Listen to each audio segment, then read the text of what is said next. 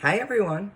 So Miss Hain bought this fancy little thing where I can hang my phone off it and do a video. So I thought that would be much better than trying to hold the phone. So hopefully you can see me and it's a lot easier this way. So we're gonna share it. So that's amazing. So tomorrow's Wednesday. And I thought, you might remember, that I put on one of the videos that I put up on Class Dojo was that I wanted to start doing Lion the Witch in the Wardrobe Wednesdays with you. I held off a little bit because my hope was that I'd be able to read this to you with you sitting on the blue rug in the classroom. But I don't want you to miss out on the rest of the story. So I am going to record some videos of me reading the story to you, hopefully every Wednesday. And we're going to do a few little things, and you should have your lap books at home, so you should be able to do those lap book pieces too. That should be kind of fun, right? So we left off, believe it or not, on chapter 7. I haven't read chapter 7 yet. We left off reading chapter 6. But it's been a while, so I wanted to recap a little bit. Remember that now all 4 children are in the wardrobe, and they're following the Robin because they need to find Mr. Tumnos. They went to his cave. His cave was destroyed. There was a note from the secret police saying that Mr. Tumnos had been arrested because he was harboring a human, a daughter of Eve. When Lucy had visited him, the White Witch had found out, and she had her secret police go and get him. So now Lucy feels really, really bad, and Edmund and Susan and Lucy and Peter are following the Robin to try to find Mr. Tumnos. So I also have some of the chapters here, the pages that you guys were working on when we were in the classroom. I did not send those home. I thought they might be too overwhelming, especially because I wasn't sure if we'd be able to actually hear the story. So what I'm going to do is after I read the chapter, I'm going to pick out just a couple of questions to have you answer in writing. So I'll have you answer those questions probably on Google Docs and send me that Google Doc. I think that's the best way to do that. I won't have you answer all the questions. So before I read chapter 7, I want you to know that the title of chapter 7 is A Day with the Beavers. And I want to go over some of the vocabulary with you so you'll know sort of what some of these words might mean. So the first vocabulary word is dodging. So that means avoiding. Token, something to show, to identify someone or to show that you're a friend. Gum boots, those are rubber boots. Mortar is material used in building walls to hold things together. You might hear one of the children say, got wind of. That means they heard about it. Or merely a trifle. And that means nothing very special. So those are some of the vocabulary words and expressions that you might hear as I read chapter 7. And then remember, there are questions that go with chapter 7, but I'm only going to have you do 2 or 3 of these questions. And I will tell you which ones after I read the chapter, and I will put them up on Class Dojo too.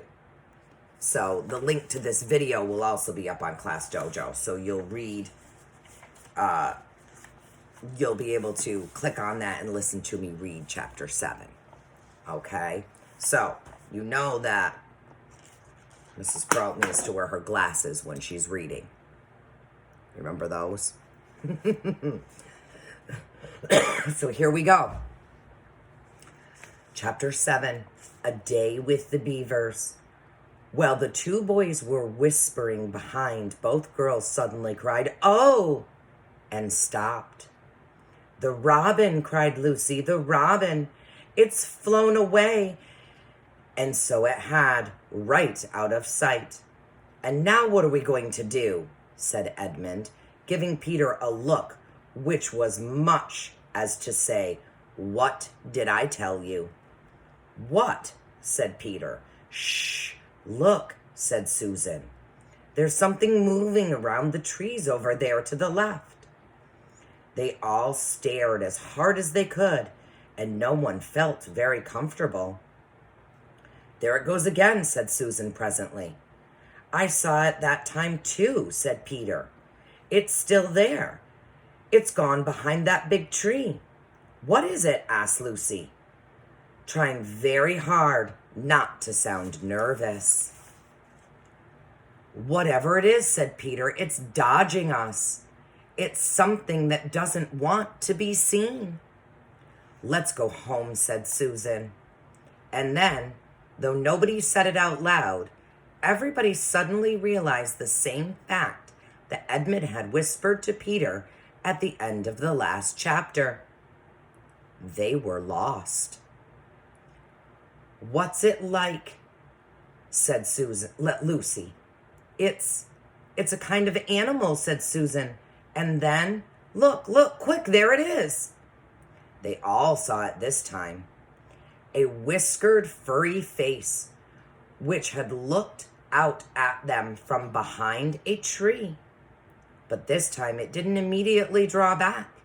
Instead, the animal put its paws against its mouth, just as humans put their fingers on their lips when they are signaling you to be quiet. So like this. Then it disappeared again. The children all stood holding their breath. A moment later, the stranger came out from behind the tree, glanced all around as if it were afraid someone was watching, said, "Hush," made signs for them to join it in the thicker bit of wood where it was standing, and then once more disappeared. "I know what it is," said Peter. "It's a beaver. I saw the tail." "It wants us to go to it," said Susan, "and it is warning us not to make a noise." "I know," said Peter. "The question is, are we going to go to it or not? What do you think, Lou?" "I think it's a nice beaver," said Lucy. "Yes, but how do we know?" said Edmund. "Shan't we have to risk it?" said Susan. "I mean, it's no good just standing here, and I feel I want some dinner." At this moment, the beaver again popped its head out from behind the tree and beckoned earnestly to them. "Come on," said Peter. "Let's give it a try. All keep close together. We ought to be a match for one beaver if it turns out to be an enemy." So the children all got closer together and walked up to the tree and in behind it. And there, sure enough, they found the beaver. But it still drew back, saying to them in a hoarse, throaty whisper, "Further in, come further in, right in here. We're not safe in the open." Only when it had led them into a dark spot where 4 trees grew so close together that their branches met, and the brown earth and pine needles could be seen underfoot because no snow had been able to fall there, did it begin to talk to them. Here's a picture.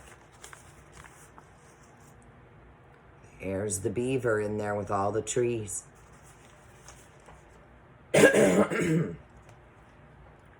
"Are you the sons of Adam and the daughters of Eve?" it said. "We're some of them," said Peter. "Shh, said the beaver. Not so loud, please. We're not safe, even here. Why? Who are you afraid of? Said Peter. There's no one here but ourselves. There are the trees, said the beaver. They are always listening. Most of them are on our side, but there are trees that would betray us to her. You know who I mean. And it nodded its head several times. If it comes to talking about sides, said Edmund, how do we know you are a friend?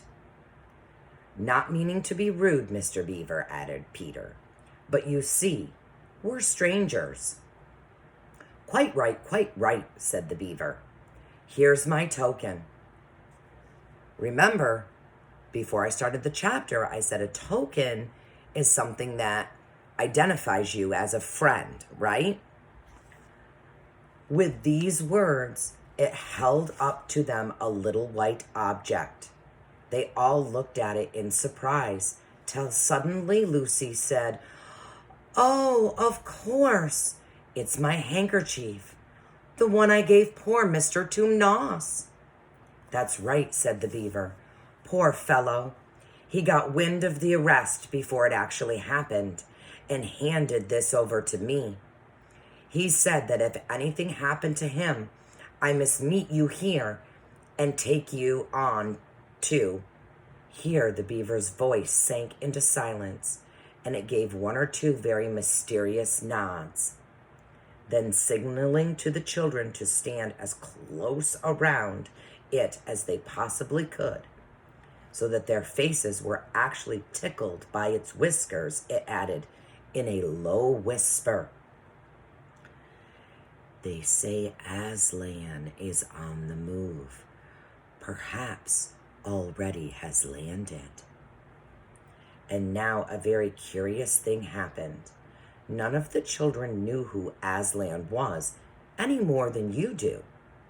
But the moment the beaver had spoken these words, everyone felt quite different. Perhaps it has sometimes happened to you in a dream that someone says something which you don't understand, but in the dream it feels as if it had some enormous meaning, either a terrifying one, which turns the whole dream into a nightmare, or else a lovely meaning, too lovely to put into words, which makes the dream so beautiful that you remember it all your life and are always wishing you could get into that dream again. It was like that now. At the name of Aslan, each one of the children felt something jump inside. Edmund felt a sensation of mysterious horror. Peter felt suddenly brave and adventurous. Susan felt as if some delicious smell or some delightful strain of music had just floated by her. And Lucy got the feeling you have when you wake up in the morning and realize it is the beginning of the holidays or the beginning of summer. And what about Mr. Tumnus? Said Lucy. Where is he? Shh, said the beaver, not here. I must bring you where you can have a real talk and also dinner. No one except Edmund felt any difficulty about trusting the beaver now. And everyone, including Edmund, was very glad to hear the word dinner. They therefore all hurried along behind their new friend, who led them at a surprisingly quick pace, and always in the thickest parts of the forest. For over an hour, everyone was feeling very tired and very hungry when suddenly the trees began to get thinner in front of them and the ground to fall steeply downhill. A minute later, they came out under the open sky. The sun was still shining, and found themselves looking down on a fine sight. They were standing on the edge of a steep, narrow valley at the bottom of which ran At least it would have been running if it hadn't been frozen. A fairly large river. Just below them, a dam had been built across the river. And when they saw it, everyone suddenly remembered that of course beavers were always making dams, and felt quite sure that Mr. Beaver had made this one. They also noticed that he now had a sort of modest expression on his face, the sort of look people have when you are visiting a garden they've made or reading a story they've written. So it was only common politeness when Susan said, "What a lovely dam." And Mr. Beaver didn't say hush this time, but said, "Merely a trifle. Merely a trifle, and it isn't really finished." Above the dam, there was what ought to have been a deep pool, but was now, of course, a level floor of dark green ice. And below the dam, much lower down, was more ice. But instead of being smooth, this was all frozen into a foamy and wavy shapes, in which the water had been rushing along at the very moment when the frost came. And where the water had been trickling over and squirting through the dam, there was now a glittering wall of icicles, as if the side of the dam had been covered all over with flowers and wreaths and festoons of the purest sugar. And out in the middle, and partly on top of the dam, was a funny little house shaped rather like an enormous beehive. And from a hole in the roof, smoke was going up, so that when you saw it, especially if you were hungry, you at once thought of cooking and became hungrier than you were before. That was what the others chiefly noticed, but Edmund noticed something else. A little lower down the river, there was another small river, which came down another small valley to join it. And looking up at the valley, Edmund could see two small hills, and he was almost sure they were the two hills which the White Witch had pointed out to him when he parted from her at the lamp post that other day. And then, between them, he thought, must be her palace, only a mile off or less. And he thought about it, Turkish delight, and about being a king. And I wonder how Peter will like that, he said to himself. And horrible ideas came into his head. Here we are, said Mr. Beaver, and it looks as if Mrs. Beaver is expecting us. I'll lead the way, but be careful, don't slip. The top of the dam was wide enough to walk on, though not for humans a very nice place to walk, because it was covered with ice, and though the frozen pool was level with it on one side, there was a nasty drop to the lower river on the other. Along this route, Mr. Beaver led them in single file, right out to the middle, where they could look a long way up the river and a long way down it. And when they reached the middle, they were at the door of the house. Here we are, Mrs. Beaver, said Mr. Beaver. I found them. Here are the sons and daughters of Adam and Eve. And they all went in. The first thing Lucy noticed as she went in was the burring sound, and the first thing she saw was a kind-looking old she-beaver sitting in the corner with a thread in her mouth, working busily at her sewing machine. And it was from it that the sound came. She stopped her work and got up as soon as the children came in. "So you've come at last," she said, holding out both her wrinkled old paws. "At last! To think that ever I should live to see this day. The potatoes are on boiling and the kettle's singing, I dare say. Mr. Beaver, you'll get us some fish. That I will, said Mr. Beaver, and he went out of the house. Peter went with him, and across the ice from the deep pool to where he had a little hole in the ice, which he kept open every day with his hatchet. They took a pail with them. Mr. Beaver sat down quietly at the edge of the hole. He didn't seem to mind it being so chilly. Looked hard into it, and then suddenly shot in his paw, and before you could say Jack Robinson had whisked out a beautiful trout. Then he did it all over again until they had a fine catch of fish. I want to show you some pictures before I go on. So there is the beaver's house. There's Mr. Beaver. There are the children going in with him.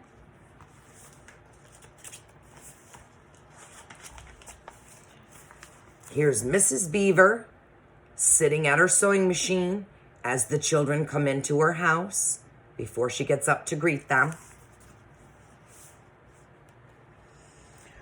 Meanwhile, the girls were helping Mrs. Beaver to fill the kettle and lay the table and cut the bread and put the plates in the oven to heat and draw a huge jug of beer for Mr. Beaver from a barrel which stood in one corner of the house, and to put on the frying pan and to get the drippings hot. Lucy thought the Beavers had a very snug little home, though it was not at all like Mr. Tumnos's cave. There were no books or pictures, and instead of beds, there were bunks, like on board a ship, built into the wall. And there were hams and strings of onions hanging from the roof, and against the walls there were gum boots and oilskins and hatchets and a pair of shears and spades and trowels and things for carrying mortar in, and fishing rods and fishing nets and sacks. And the cloth on the table, though very clean, was very rough. Just as the frying pan was nicely hissing, Peter and Mr. Beaver came in with the fish, which Mr. Beaver had already opened with his knife and cleaned out in the open air. You can think how good the new caught fish smelled while they were frying, and how the hungry children longed for them to be done, and how very much hungrier still they had become before Mr. Beaver said, "Now we're nearly ready." Susan drained the potatoes and then put them all back in the empty pot to dry on the side of the range, while Lucy was helping Mrs. Beaver to dish up the trout, so that in a very few minutes everyone was drawing up their stools. It was all three-legged stools in the Beaver's house, except for Mrs. Beaver's own special rocking chair beside the fire. And preparing to enjoy themselves, there was a jug of creamy milk for the children. Mr. Beaver stuck to beer. And a great big lump of deep yellow butter in the middle of the table, from which everyone took as much as he wanted to go with his potatoes. And all the children thought, and I agree with them, that there's nothing to beat good freshwater fish if you eat it when it has been alive half an hour ago and has come out of the pan half a minute ago. And when they had finished the fish, Mrs. Beaver brought unexpectedly out of the oven a great and glorious sticky marmalade roll, steaming hot, and at the same time moved the kettle onto the fire, so that when they had finished the marmalade roll, the tea was made and ready to be poured out. And when each person had got his or her cup of tea, each person shoved back his or her stool so as to be able to lean against the wall, and gave a long sigh of contentment. "And now," said Mr. Beaver, pushing away his empty mug and pulling his cup of tea towards him. "If you'll all just wait till I've got my pipe lit up and going nicely, why now we can get to business." There are the children and the beavers, Mr. and Mrs. Beaver, having their dinner together.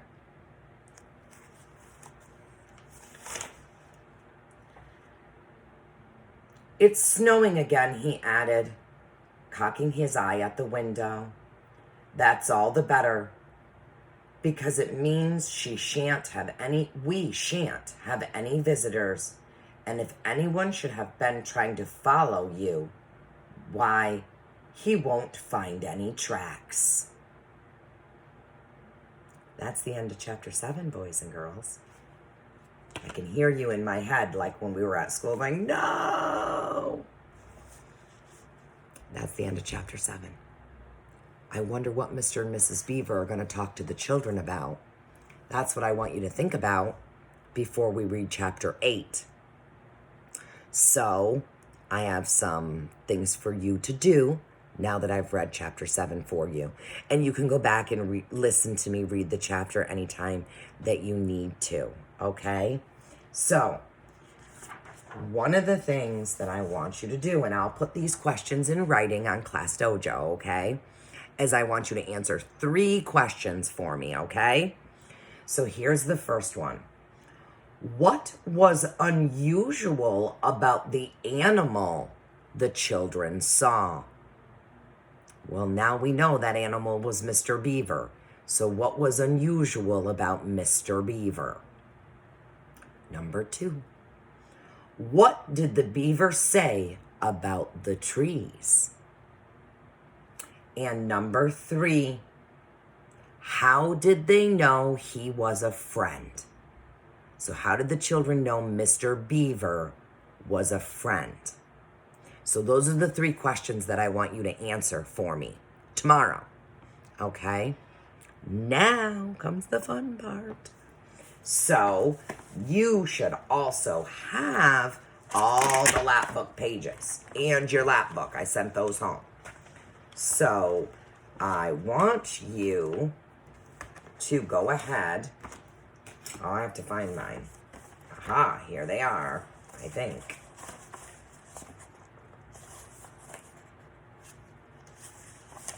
Yep, here we go. You can do this lap book page and go ahead and glue it into your lap book or tape it if you don't have any glue. It should say chapter 7 right there on the bottom, so you'll know which one it is, and it's got a beaver on it. So it says, do you have any idea why Mrs. Beaver was so excited to meet the children? So go ahead and cut it out, but don't cut between here, right? So when you cut it out, you're going to fold it and then put your answer on the inside. And I want to know what you think I want to know what you think the answer is too. Okay? So you could always send me a picture, or when you answer the questions on Google Docs, just let me know what you put in your lap book page. It's your choice. Okay? I hope you enjoyed chapter 7, and I hope to read you chapter 8 next week. Have a great evening, boys and girls. Well, actually, you'll be seeing this tomorrow, so have a great day. I can't wait to hear if you're excited about listening to Lion, the Witch, and the Wardrobe, and see some of your answers to those 3 questions. Remember that they have to be in complete sentences, right? So we're going to restate those questions and use your capitals and your periods and the punctuation that's appropriate. Bye.